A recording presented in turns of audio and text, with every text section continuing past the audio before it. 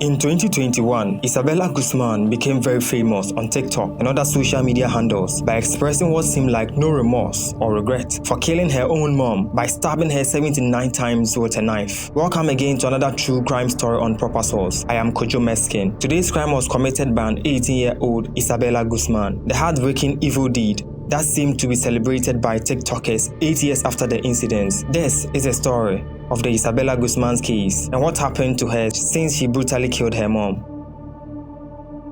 In a very small place called Aurora, Colorado, Isabella Guzman was born on June 9, 1995 to Robert Guzman and Yun Mihoy. When Isabella was 7 years old, her parents divorced. The reason for their breakup is unknown, but she was brought up with both of them. Though they were no longer together, their breakup didn't stop them from spending lots of times together because they had a photography studio together where they continued to work. However, after the separation, Yun Mihoy moved on and got married to a man named Ryan Hoy, and this was not something Isabella wanted. She was always reminding her mom that she shouldn't have replaced her dad. All this while Yun Mihoy was still working in a photography studio with her ex-husband. Unfortunately, all three adults in Isabella's life struggled financially, so to buy new clothes and affording other expenses were off the table for Isabella, which may have also contributed to Isabella's resenting attitude. Growing up, she was mostly isolated.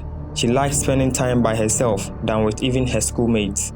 Everyone who knew her could clearly tell she was a very unhappy person. Even in most of her childhood photos, she hardly puts on a smile. At age 10, she became so distant and made it clear to her parents that she didn't want them. People around her wondered how she could hate her mother that much because Yun Mihoy showered her with love, worked 2 shifts just to cover her expenses, but all this was nothing in the eyes of Isabella Guzman. Isabella just couldn't forgive her mom for replacing her dad. As she grew, it got so bad, Yun Mihoy, her mother, sent her to Robert, her biological father, hoping that when she spent time with her father, she might change her resentment towards her. But Isabella's attitude was no different when she was with Robert because she also showed the same disrespect and hate for her father too. Isabella's attitude was so bad her parents had to be transferring her back and forth, staying with her mom for some time. Then she'll move to her dad for some time, and this had to be repeated because Isabella was a hard nut to crack. Her attitude and resentment grew more and more when she turned a teenager, from always getting into trouble in school and talking back at teachers. When she was 18 years old, though her grades and academic performance was not that bad, she dropped out from school few days before her final exams, and this went on intensifying the conflict she had with her parents. Her parents had to question her decision of dropping out of school, and Isabella didn't want to hear any of that. After throwing a few nasty words at her parents, she stopped and they assumed the fight was over. But a few weeks later, Isabella would do the evil and unthinkable deed.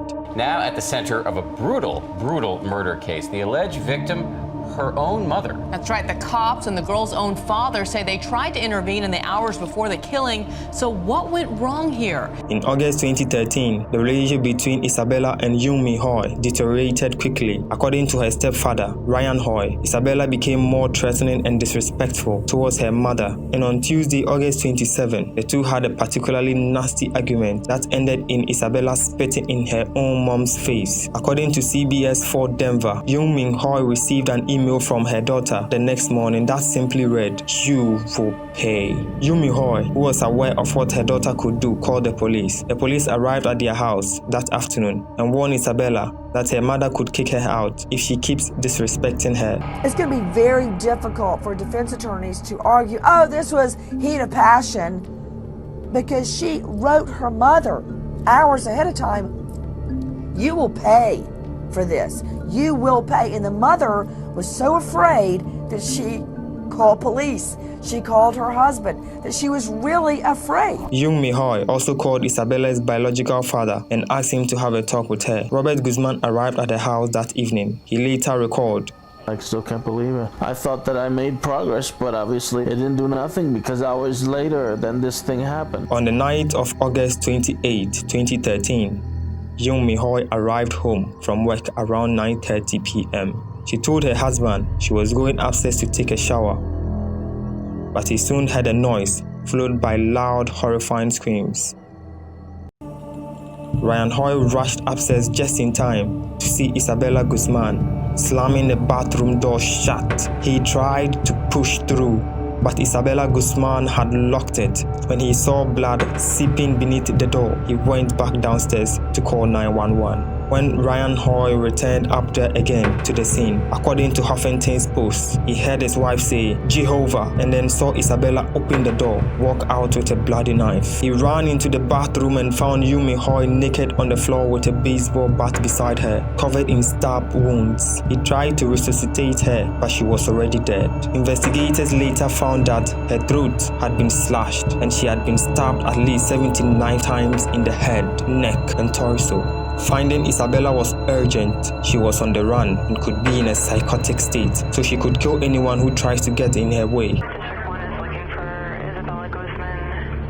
Like cut her mother's throat. The female is going to be armed with a knife. She's an 18-year-old female. It says mixed race. I think it might be with Asian. She's wearing a pink tank top. The Aurora police asked for help of the Denver police in order to find Isabella faster, but the whole night search was vain. Local people who spotted Isabella in a parking garage less than half a mile away from her home the next day called the police, saying they recognized her from the news. Isabella was arrested and charged with first-degree murder. Since she was 18 years old, people really wanted her to face the ultimate and harshest punishment for her evil deed. Just the whole thought of leaving your mother naked and bleeding and wet on a bathroom floor, your mother, the thought of that, I can't even think about it. According to CNN, on the day of her arraignment hearing on September 5, 2013, Guzman had to be dragged out of her cell, and when she finally got to the courtroom, she made a series of bizarre faces at the camera, smirking and pointing at her eyes. Isabella Guzman pleaded not guilty by reason of insanity. This simply means that the court should not give her a punishment that a normal person in a perfect mental state will face, because she was not herself and she didn't know what she was doing. A doctor testified that she was suffering from schizophrenia. She hadn't even realized she was stabbing her mother. Rather, Isabella thought she had killed a woman named Cecilia in order to save the world. Isabella was convinced this wasn't her mom, but a woman named Cecilia. If she was not making these absurd comments up, then truly it can be concluded that she was really sick in the head and was suffering from an untreated schizophrenia. She also revealed that her parents abused her when she was young. Her parents, who were Jehovah's Witnesses, according to her, were so obsessed about the religion and its strict rules, like no Christmas, no birthdays, and others. And that was also one of the reasons for their many arguments. To everyone's shock, the judge accepted her plea and sentenced her to the Colorado Mental Health Institute at Pueblo. She will be there until doctors decide if she's well enough to live. It seemed like Isabella got away with her crime to many people, but that was just the beginning, because 8 years later, Isabella became a superstar on TikTok. I was not myself when I did that, and I have since been restored to full health. The fight with my mom was terrible, and I was injured in the process. I have the scars on my hands. I don't know if you can see or not. I'm not mentally ill anymore. I'm not a danger to myself or others. When Isabella came out with this video trying to say she's now fine in 2021, all the videos of her time in court suddenly resurfaced and started making waves all over the world, with some people saying it very funny that such a cute face could do something like that. Some people also weren't happy with the trend because others made it appear as if it's okay to go insane and commit murder as long as you are sweet and cute like Isabella. Soon, this trend received many backlashes from people who saw the weight of the issue, and with time, the trend faded away. In June 2021, Isabella Guzman was granted permission to leave the hospital for therapy sessions, and despite her allegedly abusive relationship with her mother, in a recent video, she said, "If I could change it or if I could take it back, I would." To this day, Isabella Guzman sits in the Colorado Mental Health Institute in Pueblo, forced to live with the memory of her naked mother, covered in blood, struggling for her life, and to remember that she is the one who did that to her. Be advised that there are really crazy and hot-tempered people in this world, and it's always better to avoid any confrontations with people like that, because you never know what he or she might do next. What are your thoughts on Isabella Guzman's case? Do you think she deserves a second chance in the society? Do you think she got what she deserved after what she did? Let us know in the comments. Don't forget to like and share. Subscribe if you haven't for more. Thanks for watching. See you in the next video.